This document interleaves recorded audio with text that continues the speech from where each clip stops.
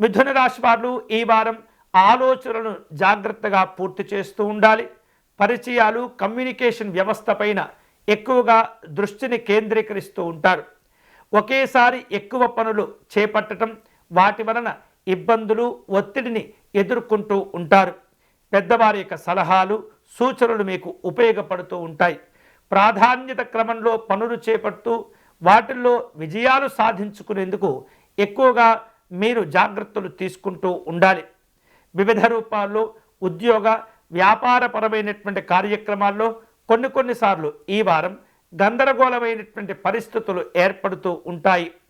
కొన్ని రకాల సమస్యలను మీకున్నటువంటి తెలివితేటలు, మాటకారితనంతో వ్యవహరిస్తూ వాటిని అధిగమించి అద్భుతమైనటువంటి ఫలితాలను సాధించుకోగలుగుతారు. శక్తికి మించినటువంటి హామీలు ఇవ్వకూడదు. అతి విశ్వాసంతో పనులు చేపట్టకూడదు.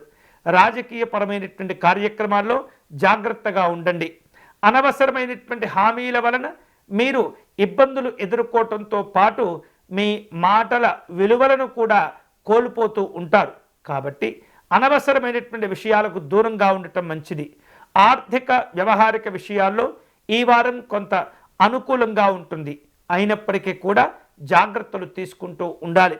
మిథున రాశి వారు ఈ వారం స్నేహ సంబంధమైనటువంటి కార్యక్రమాల్లో అధికంగా పాల్గొంటూ ఉంటారు. వారాంతపు సెలవుల కోసం కొంత ప్రయాణాలు చేసే అవకాశాలు ఉన్నాయి. ఈ వారం మిథున రాశి వారు శుభకరమైనటువంటి ఫలితాలు పొందే క్రమంలో మహాగణపతి స్వామి వారిని పూజించటం మంచిది.